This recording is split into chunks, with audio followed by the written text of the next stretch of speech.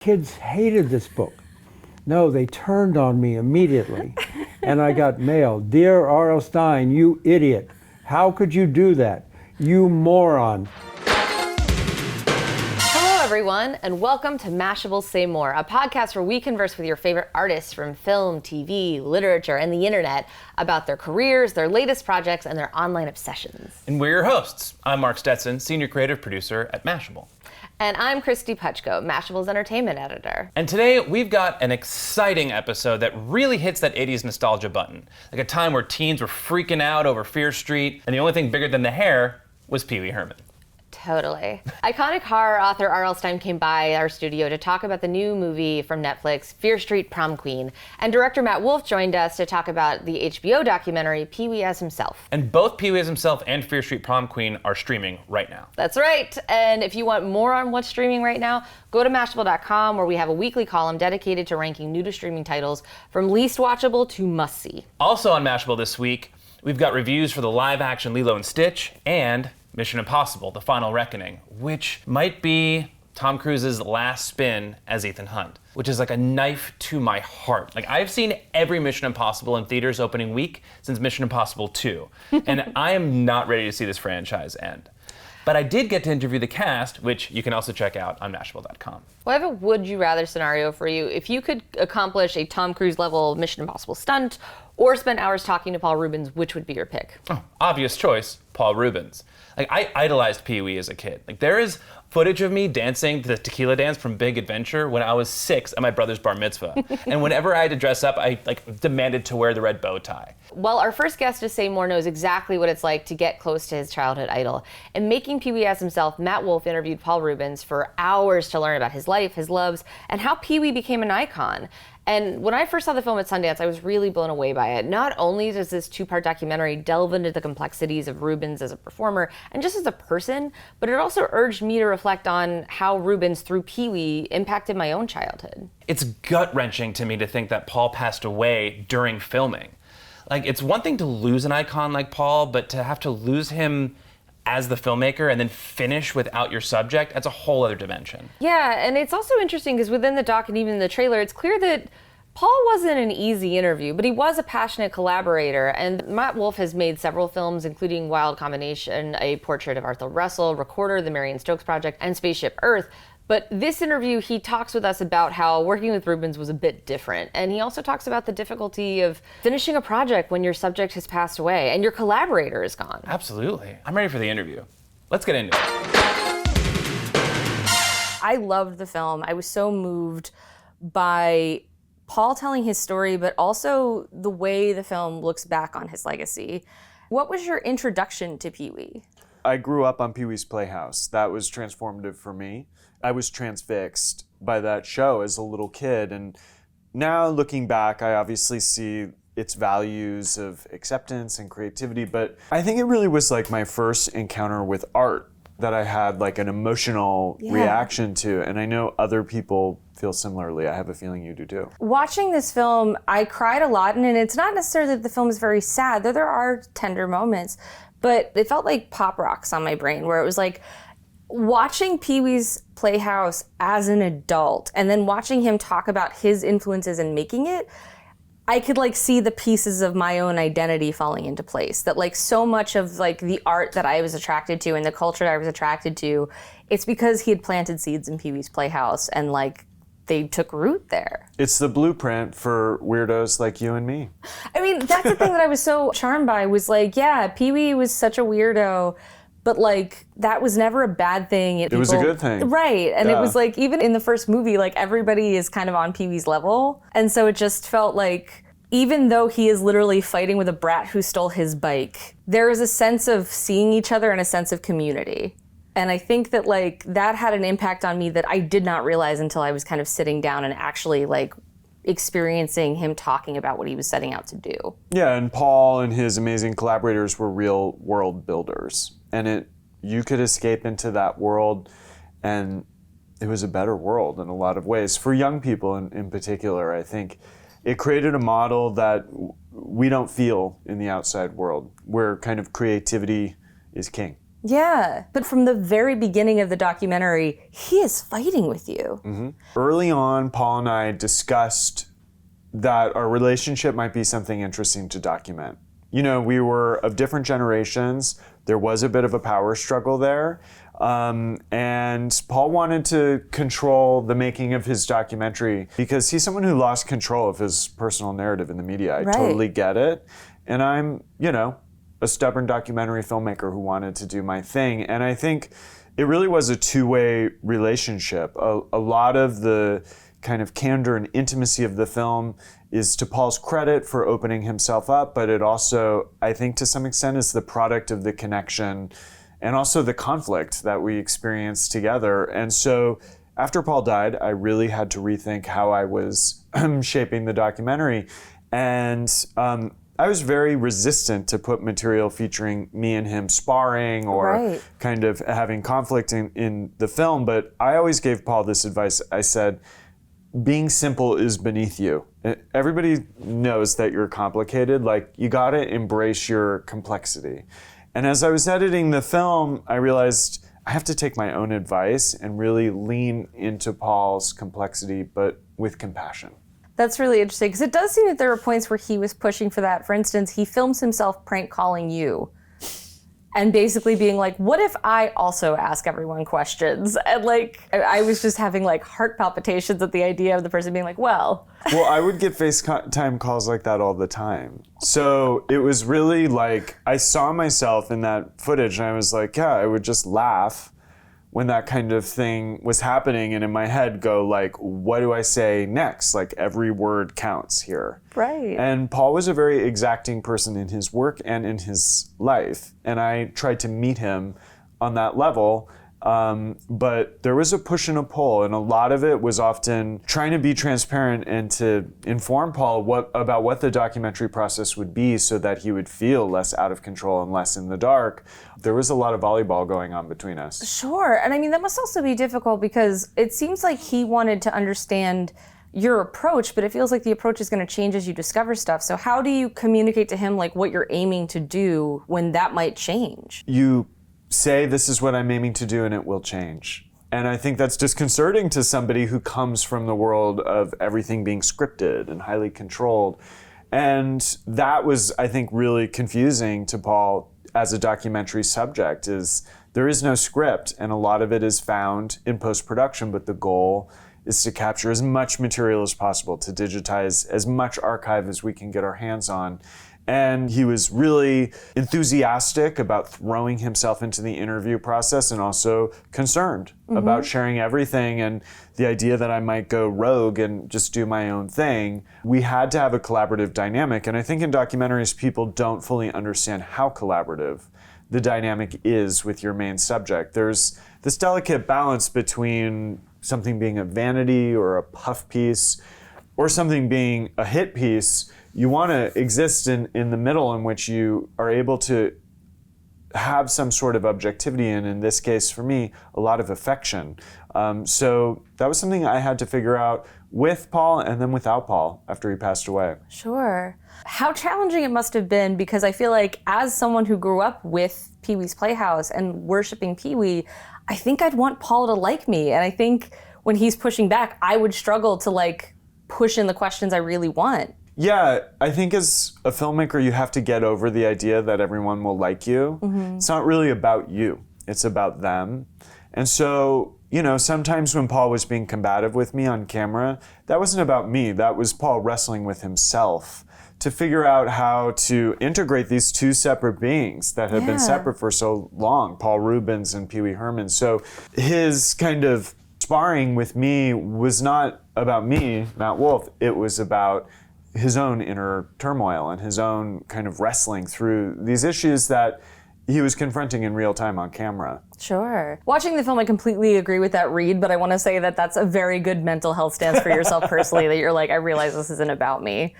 I was also capturing material that I thought was rich for the film. Sure. So my own ego is not part of that. You know, as a documentary filmmaker, a lot of it is not about me. I'm just some guy with a monitor sitting in a hallway somewhere. So when you were picking who to talk to, how were those conversations had? Did he have a list? Was he like, don't talk to these people? Like, how did that go? It was a bit of both, but he had an expansive list. And part of what was important in that collaboration is that Paul had really, forbidden or just strongly discouraged people from his life personally, but also former collaborators, from speaking to the media about him because he had such negative experiences. And I think felt betrayed by some people during his arrest who did speak to the media. And so he had to give people permission to speak candidly, and he really gave carte blanche to people from his life to speak with me. It was also a push and a pull of encouraging him to include everybody who had been kind of present through the full breadth of his work. But it was an embarrassment of riches. There's so many fascinating people who've crossed paths with Paul. Mm-hmm. It does feel like you're actually getting to know him, which is, again, I think as somebody who grew up thinking I knew who Paul Reuben was very eye-opening. Yeah, you don't. You didn't know, I didn't know, and that was by design. So I was intent on him mostly telling the story on his own, but you need contrasting perspective to make a three-dimensional portrait of somebody. And the people who I chose to interview were really, a lot of what they did is bring to life a time and a place that you and I weren't in or even maybe alive for. So, people added a lot of context and perspective both to Paul as a human being, but also the context in which he was working and from which Pee Wee Herman emerged. Yeah, and then especially the stuff from his sister and talking about how basically they were two queer kids growing up who didn't necessarily have the language for that, but didn't really need it because they understood each other. He talks about like Halloween, and then he talks about going to Cal Arts and doing drag. And it's interesting watching him grapple with these terms that it seems like he has never done publicly before. He had not. And he wanted to come out in the context of the documentary, and I'm a gay filmmaker, and that was part of our connection and also some part of our friction sometimes too, because I'm from a different generation. Sure. That said, I understood his experience as somebody who grew up in the 1950s and who was pursuing a career in the entertainment industry, let alone as a children's performer in the 1980s. I mean, Paul wouldn't have been able to accomplish what he did if he was openly gay, sadly. Yeah. But he made a lot of personal sacrifices to bring us the work that was so meaningful to us. And his work was meaningful to a lot of queer young people or youth who grew up to be queer adults. And so I think that Paul was cognizant of that, but he was also somebody from a generation that did not subscribe to labels in that particular way. And it's a big part of my identity. So I think there was differences between us in that regard, and Paul was concerned that the film would overly focus on his sexuality. But his own ambivalence about that was an interesting part of the story. Yeah, I think it's really beautifully how you lace together some of these things. So he talks about like being a mermaid and how he's like, I was Cher. And then when we loop back to like when Cher was on the Christmas special, and it's like you don't put like a button on it, but it feels like as someone watching, like or with Andy Warhol. Right. Yeah, things that inspired him that were part of his constellation of references, like came full circle and became part of the world that he built and created. And that was really fascinating, and he really was like this avant-garde performer in mainstream pop culture, and he found those like-minded people and mashed them all together in something like his Christmas special. Right, which looking back on now, it's like not subtle, but it's hilarious that it's like, yeah, he was in the closet, but it's like even watching some of the Pee-wee's Playhouse stuff this morning when I was revisiting it, I was like, oh, like as an adult who now has a good understanding of queer culture, I can see a lot of it in the show, but it's not like it's not hidden, it's just embraced and just presented, within a context that is welcoming. And that's why that show is so powerful.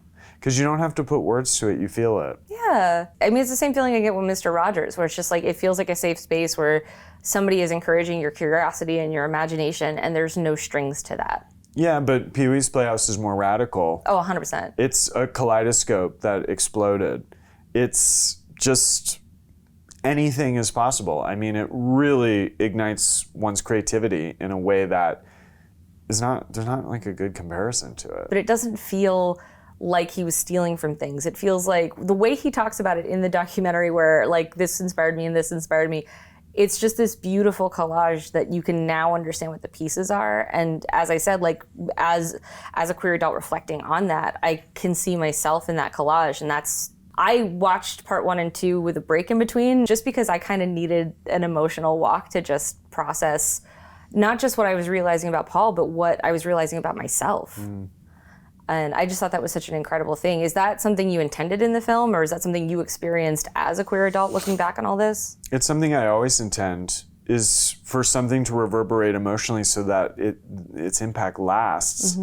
You know, and I think a lot of documentaries can convey rich information and show you material that you've never seen before that's fascinating, but if you don't feel things, that impression doesn't last. Yeah. And so it's, you know, it's heartening for me to know that you felt so emotionally involved after the first part that it made you look back upon your own life. I'm sure seeing the Pee-wee's Playhouse stuff too, it makes you remember your developing mind. I mean, that's how I felt while making the film, but the film has like a big range of feelings. It's delightful and hilarious at times, and it's also very tragic and very, very poignant. And Paul contained that range of feelings, and he was a sensitive, expressive person. And, you know, so am I in a certain way. And I wanted you to feel all those things and for that to feel personal to you. Sure. Well, speaking to some of the darker parts of the documentary, obviously the film does talk about his scandals, but which the documentary is also very upfront about this, because he died, you don't get the final interview where he talks very directly about that time. So can you tell me, as a filmmaker, how do you move through grief to figure out what to do? You don't grieve, you go to work. And that has been a really surreal experience because I've only started to feel those types of feelings in the past few months. Wow. You know, so the day Paul died, I was in complete shock. I had no idea that he was sick with cancer and dying. I was scheduled to do that final interview the week after he passed away. But I had interviewed Paul for 40 hours. And so I had a conversation with him prior to his death that gave me the assurances that I felt like confident moving forward, yet I did not understand the gravity of the situation. And I went back, and the day Paul died, I started to read the 1,500-page transcript I had of our interview. And within it, I found all sorts of things that took on more significance in the context of his death. And I was kind of going through my mind trying to understand if there were any signs or symptoms that I could have been aware of, and there weren't. It's been a journey for me personally, and I needed to bring in a lot of other people into my process than I have before because I needed their perspective to help me see clearly. And the way I dealt with my grief was to sublimate that into a feeling of responsibility so that I push myself every day to rise to the occasion, to not drop the ball, and to do justice to Paul's story and to honor my word to him, to set the record straight, but more importantly, to create a rich portrait of a true artist. Yeah. We talked about the push and pull, and it seems sometimes he would say something very vulnerable and then feel the need to protect himself, and so he would try to play it off as a bit, or he would, like, at one point he says that he wasn't gay, he's just tired and hungry and you're keeping him too long, and he tries to just kind of, and it's interesting to watch that, and I'm realizing as we talk about this that it seems like when you guys talk about legacy, he's doing the same thing, where it's like he is aware of what this documentary can mean in a way that you have no reason to be able to be aware of, but it also seems that it's him distancing himself from that sense of mortality. Yeah, I mean, I try to be vigilant about not psychoanalyzing Paul and to really take what he said at face value, both to me personally and also on camera.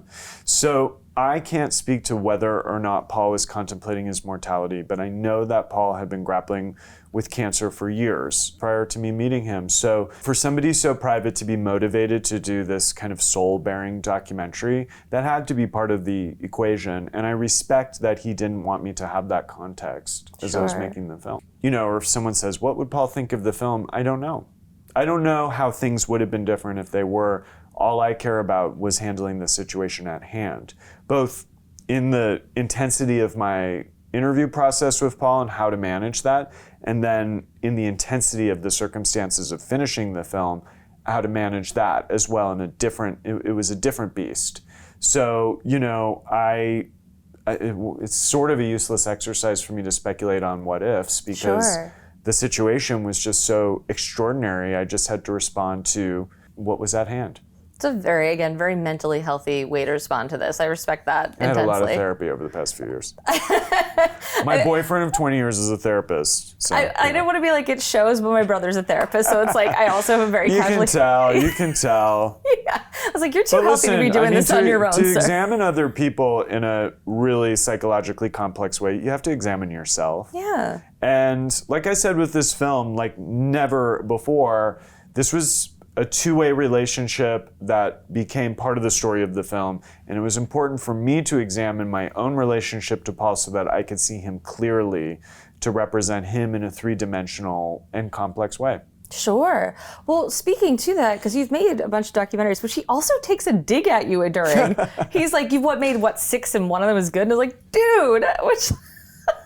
Like, that is a wild thing to say, and then you included it, which I was like, again, like your sense of self must be much stronger than mine. But what I thought was so interesting about that is like I'm not gonna say all of your other films, but I've seen a lot of them, and like you've certainly tackled eccentrics before, but like, It's true. Yeah, but I mean, he is so famous that I feel like inherently, where you might be introducing some of these characters to people for the first time, it feels like everybody knows Pee-wee. But nobody knows Paul. So I was introducing Paul to the world for the first time and treating him not unlike I treat most of my documentary subjects who are kind of unconventional visionaries, or people who did something that might not be mainstream but found themselves thrust into that context, or people who are underappreciated and beg for reappraisal. And Paul is without a doubt the most high-profile and famous person I've ever made a film about, but I forgot that he was famous while I was dealing with him and working with him. And I think wanted to really move away from some of the traps of the celebrity biopic documentaries that we're seeing a lot of, and to make it a film about an artist, not just in rhetoric, but in style and substance. And I think that's part of why it appealed to Paul to work for me, even if he said on camera he didn't like my films. I think he had a respect for what I do and wanted to be taken seriously in a certain way. And he always used the word dreamy. He liked some of the dreaminess of some of my films, and he wanted this film to feel dreamy in a way, which I was like, you chose the right guy for that. That's what I love to do. Yeah, I think that makes sense. Part of what I found so effective is just the way you're balancing these moments where he's very tender and he's very dreamy, and then there's moments where he's kind of sharp, and it's like, you know, you see that in Pee-wee too, where Pee-wee can be really sweet and, you know, jolly, and then all of a sudden it's like, I know you are, but what am I? And it's kind of a little more cutting, and it's a little more, even the way you frame it, which we are so close, and he is talking directly to camera. Was that intentionally mimicking the way he addresses us on Pee-wee's Playhouse? Well, we talked about that because he was concerned that his eye line wasn't directly to camera. I was like, Paul, you're used to sticking your face in a camera as Pee-wee. This is something different. But yeah, the idea of an intimate, close, direct-to-camera conversation is, I wanted it to feel like Pee-wee or Paul was speaking to you. And that's what he wanted. He wanted to speak to the kids so that it felt personal. And I wanted it to feel like Paul Reuben was speaking to you, which I think works if you felt some sort of personal... 100%. I think the first time I cried in the film is when he is explaining about why he chose to go into the closet, and then explains passing to a generation that doesn't necessarily have to pretend to be part of this heteronormative structure to exist. Yeah. I think that was when I actually had to pause and just like literally go for a walk around the block, because for me personally, it wasn't just him being so honest about what he experienced and how aware he was of being like, I'm gonna shut this door on this part of myself publicly, but the understanding that he is talking to an audience that may genuinely not understand that at all. Yeah. I think a lot of people don't understand that. I think a lot of people don't understand the idea that things are assumed and not known, or that you must make a personal sacrifice to pursue your work. Like, I think that is not understood by a lot of people, not just like Gen Z. And so, yeah, I had a lot of empathy for Paul, and I knew that that scene and section of the film was critical to understanding who Paul was and the choices he made and the sacrifices that were at play for him to be Pee-wee. If this film ends up being an introduction to people who, for whatever reason, didn't know Paul before, didn't know about Pee-wee, what would you recommend them watching after this? Big Adventure is a good primer, and then Pee-wee's Playhouse. Like, go chronologically through the body of work. His HBO Roxy comedy special, which was the original Pee-wee Herman show, is going to be on Max. Pee-wee's Big Adventure is going to be on Max, and so is Pee-wee's Playhouse. So after people see the documentary, they can really go deep, and it's so extraordinary that all of that is going to be in one place. I can't get enough of this interview. This doc is like a dream for Pee-wee fans like me. Yeah, I can't recommend it enough. It really does give you an insight. And then I recommend following Matt's watch suggestions and watching the Pee-wee's Stay Show and Pee-wee's Big Adventure and Pee-wee's Playhouse. Like, embrace your inner weirdo. Which is a perfect segue into your next interview with RL Stine, who has written scary stories for kids for decades and read everything from ventriloquist dummies to a haunted mask to an evil sponge. Yeah, for generations of kids, R.L. Stine was really their introduction to horror, be it Fear Street, which was the YA novel series that launched in 1989, or the 1992 launch of the kid-friendly Goosebumps books. Like, personally, I was a Fear Street kid. My best friend and I traded off all those books. We didn't miss a single scary story. I was a Goosebumps kid all the way. Like, I still remember when my friend Minoj showed up to reading time with Say Cheese and Die, and I was like, what is this madness? And him going like, there's more. Well, we've got something special for all those Say Cheese or Die fans in there. R.L. has a really good story about that. I can't wait. And RL Stine is a surprisingly hilarious dude. Well, yeah, I mean, Goosebumps books are definitely very funny, and you can see that in the interview. His comedic timing had me cracking up. But it's funny because, Fear Street Prom Queen is not a funny movie. It is a hard R scary movie. Right. And the first three Fear Street movies that came out in 2021, those are part of an interconnected trilogy. So how does Prom Queen settle in? Right. Well, this is set in 1988 in Shady Side, so it's in between part 1 and part 2 of Lee Aniak's trilogy. And it's actually written and directed by Matt Palmer, who's basing it on a 1992 novel. But then again, that is set in 1988. Very excited today. We have RL Stine in the Mashable Studios. So I'm curious from your perspective, when you get a call and they're like, we want to make a movie off of one of your books, what is that conversation typically like? No one talks to me. They make a deal. No one says anything to me. And then you just kind of... eventually I find out about it. They say, oh, we're going to do a movie. We're going to do a Netflix film of the Prom Queen. I say, great. That sounds good to me. So no one's calling you up and picking your brain about what they're going to do? Never. Listen, when people do a movie, this is true. They don't want the author around. They want to do their own movie, right? Sure. They don't want you around. Well, I wanted to speak to that because I know you've made cameos in various Goosebumps properties, but I don't think you've cameoed in a Fear Street adaptation. I got too blasé. I didn't want to go. I didn't want to go to Atlanta. Is that where they filmed? I don't know. It is I think they did film the first 3 in Atlanta. Yeah. No. Yeah. I went to the set. Actually, no one asked me to do a cameo in those. I was down in Atlanta, actually. Oh, that's nice. That What was did you fun. think when you saw the first 3? I was shocked. They're a bloodbath. They're R-rated. The movies are R-rated. I've never done anything R-rated. Even my life isn't R-rated. I've never done anything. And so I was kind of shocked by them. Mm-hmm. I knew they were coming. Sure. And then when they were all #1 on Netflix, I got to like them. Well, why do you think it is that people are so drawn to, especially, kids and young adults, these like scary books that you write? Well, my books aren't bloodbaths, for one thing, but kids are drawn to, I think, we all like scary stories. Everyone, every age, likes scary stories if we know we're safe at the same time. And I think they know when they pick up a Goosebumps book, they're going to have twists and turns. It's going to be like a roller coaster, but it's going to let them off okay, because they all have happy endings.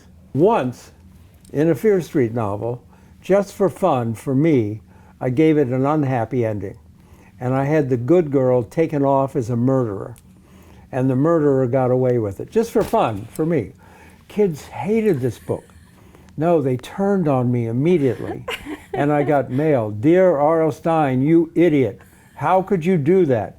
You moron. How could you write that book? Are you going to write a sequel to end it? And I had to write a sequel. They hated it so much. I had to write a sequel to give it a happy ending. Which book was that?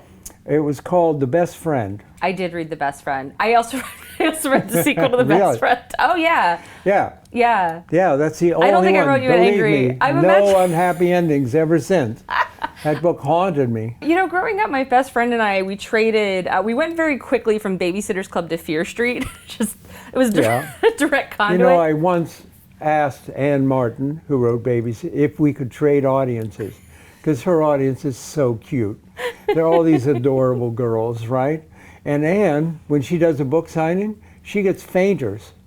She gets girls who are so excited, they faint. Wow. I've never had a fainter. I've had shakers, I've had gigglers, I've never had a fainter.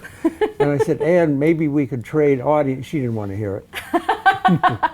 What's the most surprising reaction you've ever had from a fan encounter? Surprising? I don't know. I don't know if I have an answer to that. I don't. Here's a surprising letter. This is my favorite letter in all the time I've been doing this from a boy. Mm-hmm. Maybe you've heard me tell it. I don't think so. Dear RL Stine, I've read 40 of your books and I think they're really boring. Oh, man. How long That's ago? a perfect letter. It's perfect. Right? Here's the thing, as someone who writes on the internet and who can remember the comments people have made decades ago, it's very funny to me that you also kind of have this cast away. What do you think No, it well, I means? use it in my talk. I do. I read their real letters in my Sure. talk. Well, what did that make I got you last think? week. I got a letter from a girl. It said, "Dear R.L. Stine, you are my second favorite author," and that was the whole letter. Wow. Do you then sit and wonder who the first is? Well, of course, it's suspense, right? She's keeping me in suspense. She got you with a cliffhanger. Yeah, right. When I was growing up and reading these books, my friend and I would constantly trade them off, and I think there was a thrill and community in that of like, by sharing them, we were scaring each other. Mm-hmm. And I'm curious what that community has been like for you across now many generations. I get to scare a lot of generations, don't I? No, this is a wonder. This is how Goosebumps took off. It's just kids telling kids and sharing the books. Someone discovered it and brought it into school. I mean, when we started Goosebumps, 1992, there's no advertising. Nobody knew me, really. No hype for it. It was just a secret kids network of kids telling kids. It's an amazing thing. And like all the big book crazes, I think, start that way. You can't really force kids to buy a series or buy books. And the Hunger Games and Twilight and all those things are just kids telling kids about it. Yeah, because at the book fair or the library, it'd be like, there'd be those titles that you'd have to get to quick. Yeah. Because the other kids are going to get their hands on them. I was reading something you said about how you come up with your ideas, and you said that you find the title first and go from there. Mm-hmm. So, I mean, Goosebumps and Fear Street have tons of great titles, but I'm curious how that works for you. Is that just kind of like a shower thought? That's or you're my making... only talent, really. I'm not a great writer. Titles, I'm good at titles. Titles are hard. No, they're not at all. And every time I need a title, I have a title. Mm-hmm. And then that leads me to the story. Because I've done every kind of story you can do. People say, where do you get your ideas? Where do you get your... I don't even try to think of ideas now. I just try to think of titles. And it leads me. I just finished a Goosebumps book last week for next year. Mm-hmm. It's called One Night at Camp Bigfoot. And you know what the plot is Sure. immediately, right? I like that. There's a ticking clock. We know it's a night. You have an idea. There's a Sasquatch Bigfoot involved. is there. They're in camp. They're in trouble. See, Yeah. you make that seem so simple, and I'm just going to say, I just write like movie reviews, and those headlines are a nightmare. That is my nightmare. It's just having to headlines. just like. No, I always start with the title. Sometimes I'll have an idea for a story, and I can't think of a good title, and I just throw out the idea. Well, when you see other people making movies and TV shows based on your stuff, like, do you have an expectation about what they're going to contain? No, it's fun for me. I just think it's fun to see what another writer will do. Mm-hmm. Back in the 90s with the Goosebumps TV show, I was writing a Goosebumps book every month. I didn't have time to work on the TV show at all.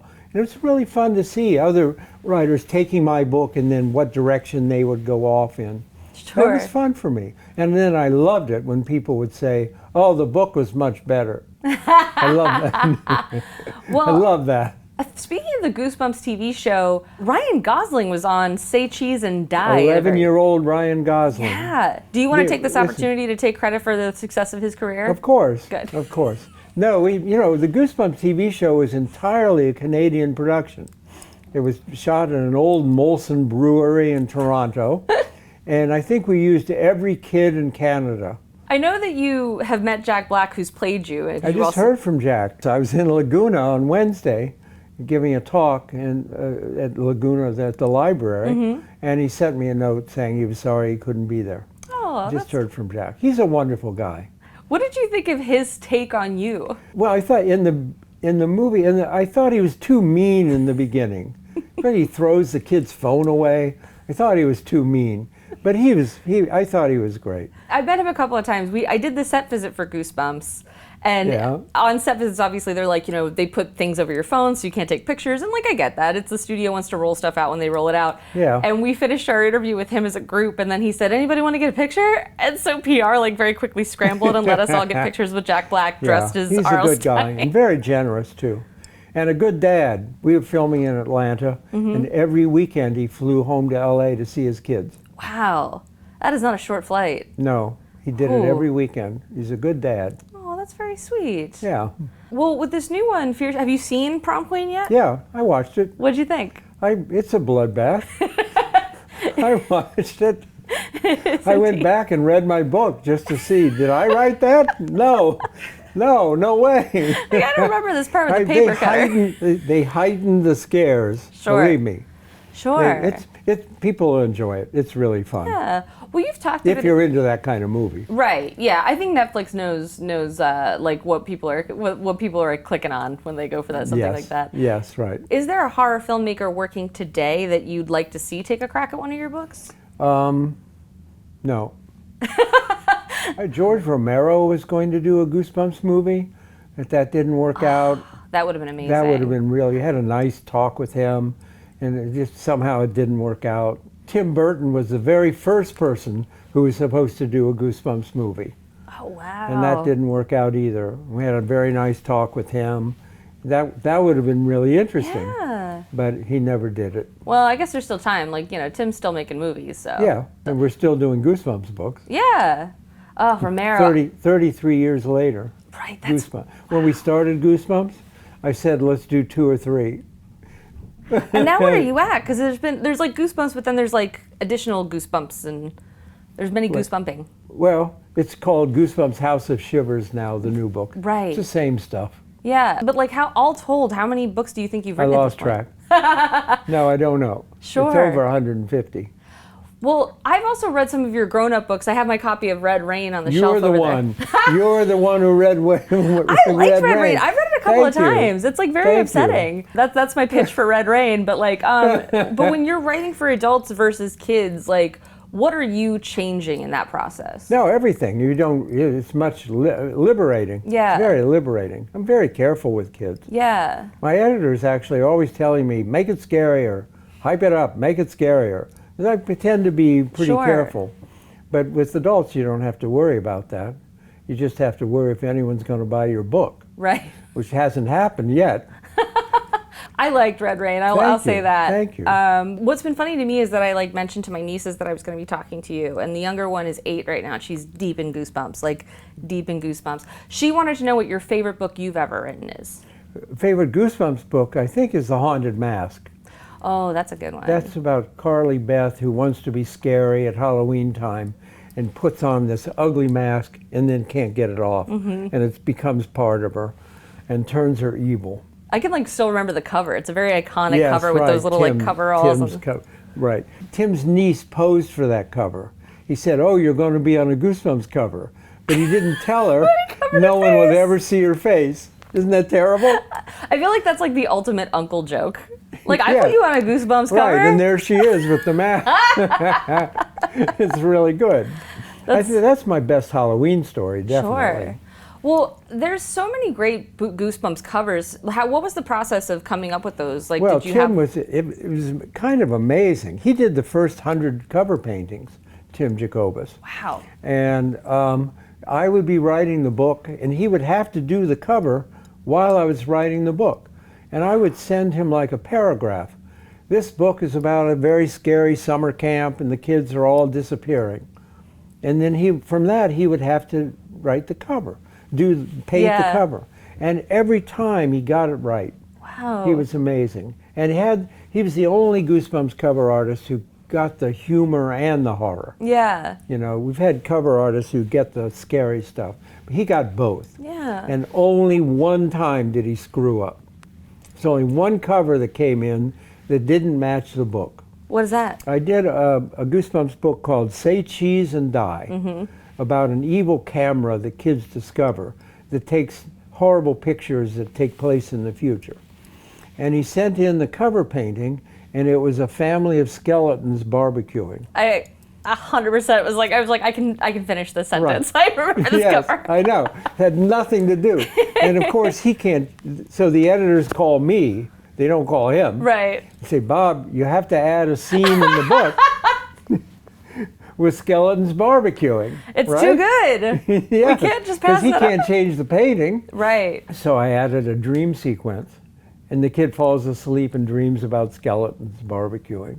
Well, do you watch scary movies like casually? No one's listening, right?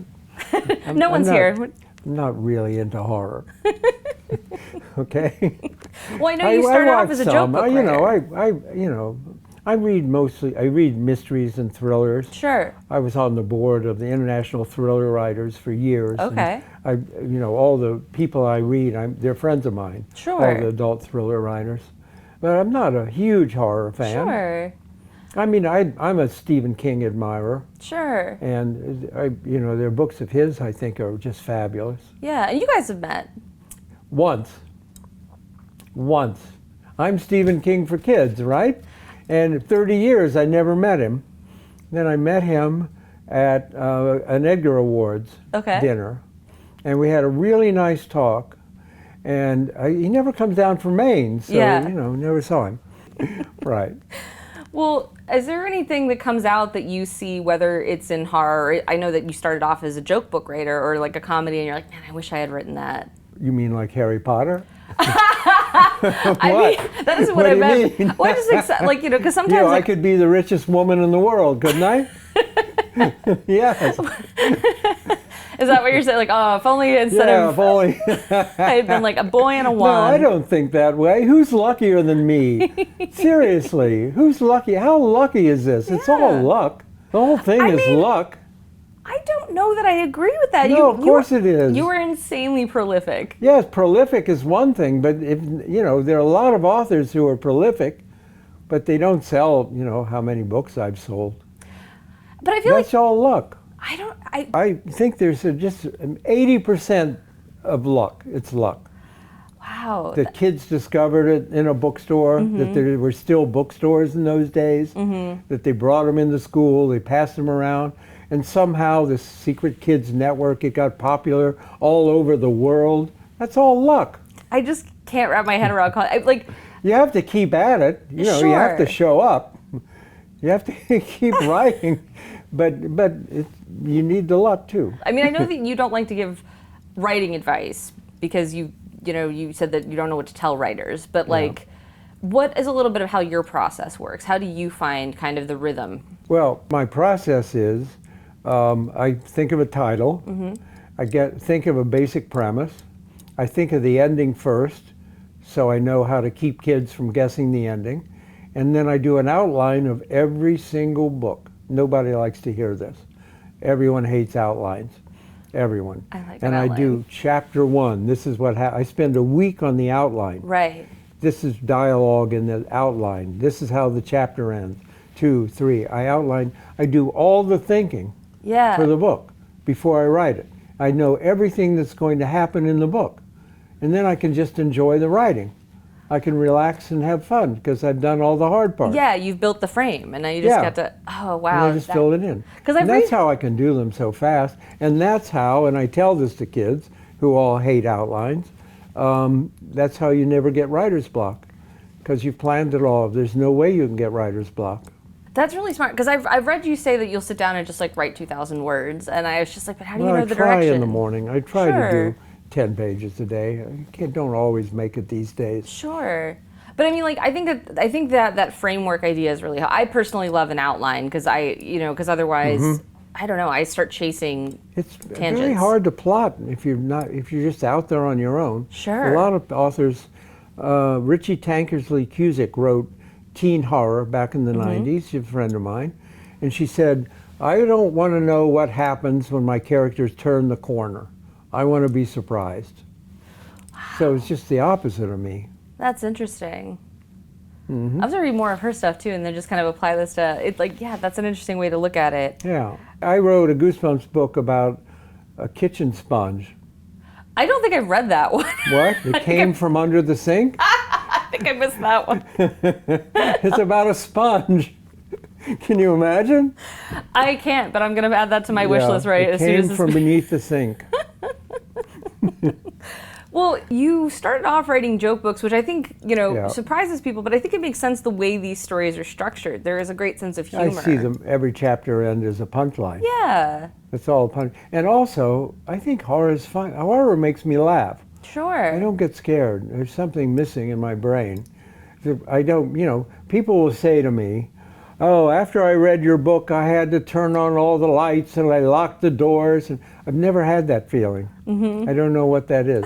I've never, from a scary movie or a scary book, horror makes me laugh. So, like, when there is like a fresh opportunity like this for Fear Street and Goosebumps to get talk again, like when there's a movie about it, is that something that you look forward to? Is that something that you're like, let's go talk about the books again? I love talking about myself.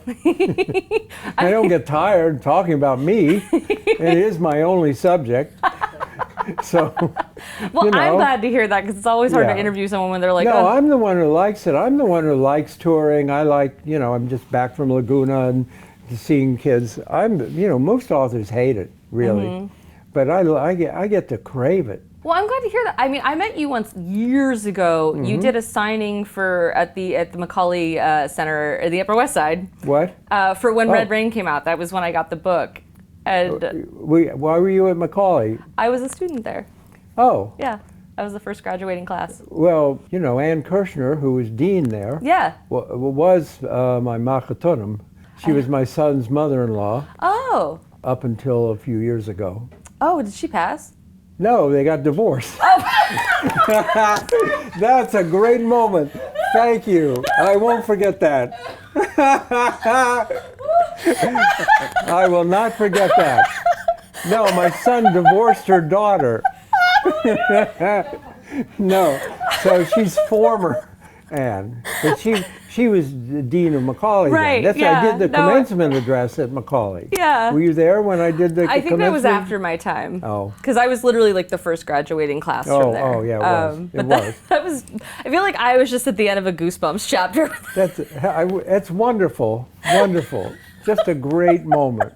It's like the perfect straight line. Oh my goodness. But yeah. But so is there like, because you've been doing this for so long. Is there ever a point where you kind of get like over it and you're just like, oh, I don't know No, if I want not to. yet. I Maybe love tomorrow. Maybe after this interview.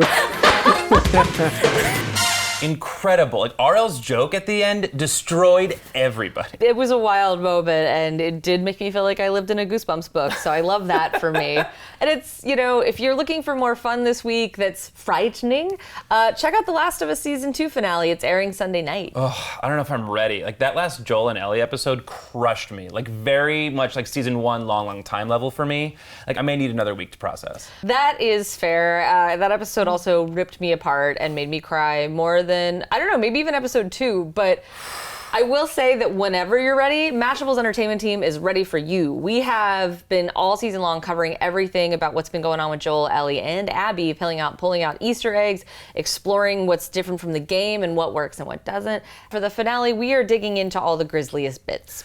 And speaking of grisly bits, that's another great segue into next week's episode where you got to interview the Philippo brothers about their new movie, Bring Her Back. Right, and these guys started out as YouTubers known as Raka Raka and then made the phenomenally scary Talk to Me, and now they have Bring Her Back, which my review is live on Mashable. I highly recommend you check it out. It's a very different film than Talk to Me because it's less of a party vibe, but I found it absolutely extraordinary, and having the Philippos here and talking about what went into making it was incredibly powerful.